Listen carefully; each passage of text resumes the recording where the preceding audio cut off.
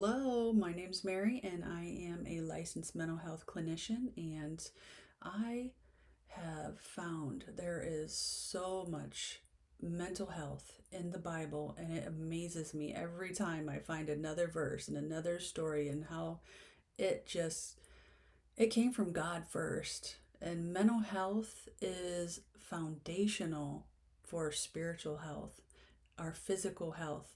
They all are so intertwined. Our spiritual health starts with our mental health, and our mental health starts with our physical health. So I just want to have a podcast and share it with the world. So I hope that you bear with me, and maybe I have something that can help somebody somewhere sometime. But today I want to talk about trauma and what trauma is, how it affects us, and what we can do about it. First of all, I'm not going to be on here talking like a scientist with all these big words. I'm just a regular person. I have training and I have my degrees and I have experience. I have personal experience, professional experience, and we're all human. And I just want to be a regular person talking to regular people because we're all going through something. We've all gone through something, and hopefully, we don't have to keep going through something because trauma can affect us long term, but we are not hopeless. There is hope, and there are things we can do about it. And those are some of the things I want to talk about. I'm just going to talk from the heart, and because that's all I know how to do. So, what is trauma? First of all, trauma is a deeply distressing event that disrupts your daily adaptability and your daily, regular, everyday coping skills that you use in your everyday life. You lost your keys. Oh, you find them. You don't have a big meltdown. You're not on edge. You find your keys, you're out the door. I like to use everyday little situations because we can relate to that better. Um, so there's different types of trauma. There's acute trauma, which is usually a single event that causes distress. It can be a horrifying thing. It could be something little. Everybody has their own life experiences. One thing to one person could be a horrible trauma, whereas that same situation to another person might not be a trauma, it might be just a distressing event. So, trauma can be relative, but it's still distressing, and it still dysregulates your body. It still dysregulates your life. People do throw the word trauma around a lot nowadays, um, but trauma is something that most people have had trauma. Like, this is the real life. This is the real world. Just some people have better coping skills. Some people have more support. Some people have networks, families, friends that help regulate them and support them through things so that they heal faster. Other people might be alone. They might not have higher power. For me, the Christian God is the only true living God, and I heal a lot just from Him being there with me, in me, and helping me move forward. He gives me a lot of strength. But acute trauma is usually one thing. We can process that, heal it, and come back from that. And then there's chronic trauma, which an example of that would be someone stuck in an abusive relationship. They're experienced trauma after trauma after trauma. It could be physical, it could be emotional, it can be all kinds of different, types of abuse, financial abuse. Say you're a single mom, you're stuck in a relationship with a narcissist, and he does all the bills and all the budgeting, and you feel stuck and trapped, and that's chronic trauma.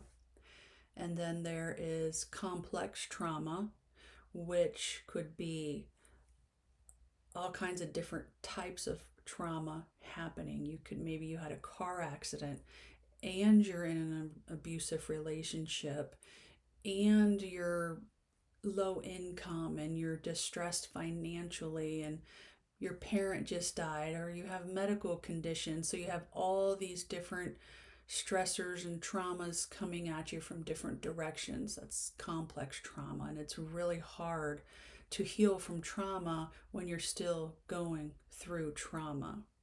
So you just need to survive.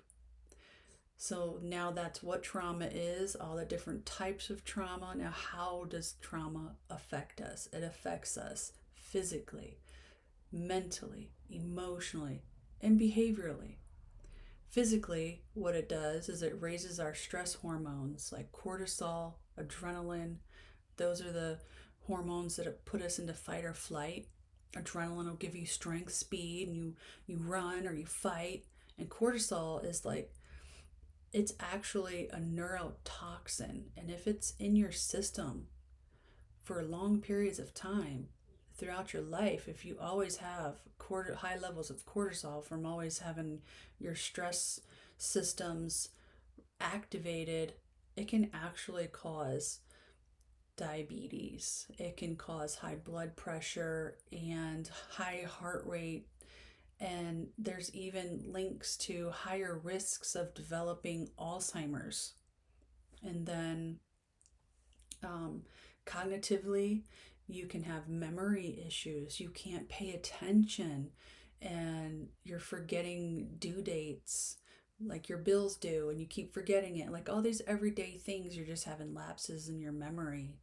Um, and emotionally, it always keeps you hyper vigilant, scared. Like, oh my goodness, is that person trying to, like, what are they looking at? Or who's walking behind me when you're in the grocery store? Like all these things that are just on high alert. And then behaviorally, since you're always stressed, you're always on edge, and your central nervous system and your parasympathetic nervous systems, all those systems are always elevated. So, what happens is you need some dopamine, you need some oxytocin, you need those endorphins. And that's when you can get into some issues with shopping, spending money, where you shouldn't be spending money, um, high risky behaviors, because you have that, burst of endorphin in your brain and it makes you feel good for a little while.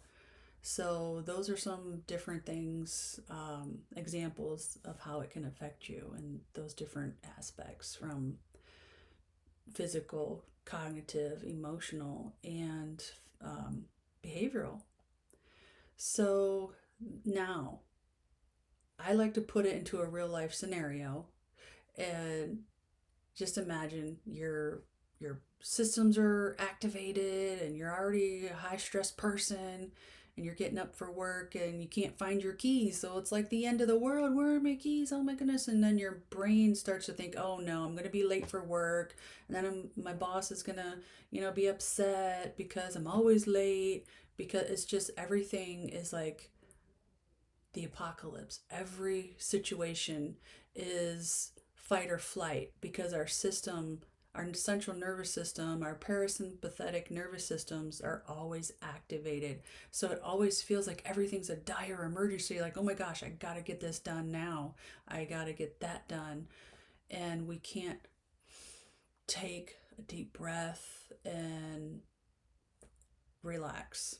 You can't sit still. You constantly have to be doing something. So you work all day and then you come home and you think, oh, I'm going to rest. But you can't because you got dishes to do and you got this to do and you got that to do. Or you just got to get in your car and you drive around and you do this because you have that adrenaline and cortisol flowing through you.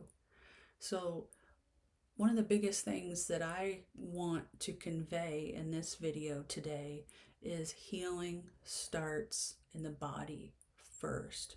We have to get the cortisol and the adrenaline levels reduced. We have to get them to rest. We need to rest and heal. That's where it starts in the body. So, what we can do with that are grounding techniques, and you can, and it doesn't have to be this long, drawn out, hour process.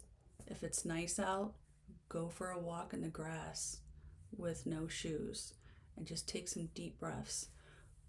Put your hand on your chest and remind yourself as you're deep breathing and exhaling, I am safe. And lower your heart rate and just remind yourself for that 1 minute. And then you can do temperature shock. If you're really, activated or elevated, put a cold washcloth on your face. Take a cool shower. Hold some ice in your hands. You have to, lower that heart rate, lower the cortisol levels. If it's winter outside and it's cold, go outside for a minute. That cold air is going to calm you down quick. And since this is a Christian mental health podcast, one of the biggest things that you can do is prayer. Intentional prayer is healing. Science, there's actually scientific studies that show prayer lowers and calms your parasympathetic nervous system, and your brain is activated and your heart rate is lowered. And you don't have to have these fancy prayers memorized. You don't even have to have words. Just let your mind drift to God. If you don't have the words, just say, God, help me through this. And He will. If you want to just rant and rave about the horrible day you had, He is there to listen. He is in the Bible how He wants to be there for the weary and the burdened, and He wants to wipe our tears away. God created us for a relationship with Him.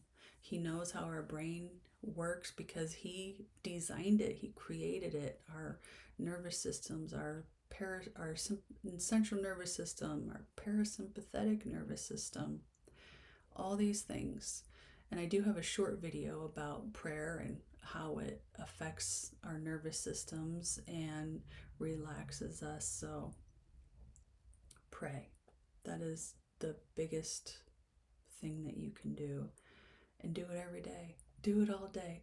Just like Paul says, prayer, unceasingly prayer. Don't stop praying. Try to direct your inner monologue, your thoughts to God all day. And that helps.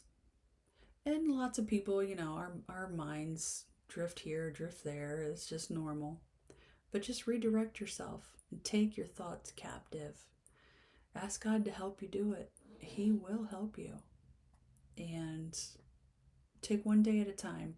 That's one of the biggest things that you could do, is take one day at a time and practice prayer 1 minute at a time. It doesn't have to be some big, huge, life-altering event that's going to cause you to crash and burn. Because when you go to the gym to build muscle, lose weight, get fit physically, you don't go in there and exercise for 5 hours in one day, because that's nothing that you can sustain. So when it comes to your mental health, it's the same way. Start small and be consistent every day, 1 minute, and then maybe 2 minutes the next day, 3 minutes the next day. And then you're going to notice the consistent pattern, and you're going to start to see that your nervous system is calming and regulating. And it's going to happen. And it happens, even if it happens slow. Give yourself some grace and tell yourself, just trying is progress. And I'm going to end the video now, and I hope that something I said helps somebody somewhere. And I always want to tell everybody that there's always hope. And with God, there's always hope. So don't forget that. And like, subscribe, and share if you thought anything in this video was helpful to you. And God bless.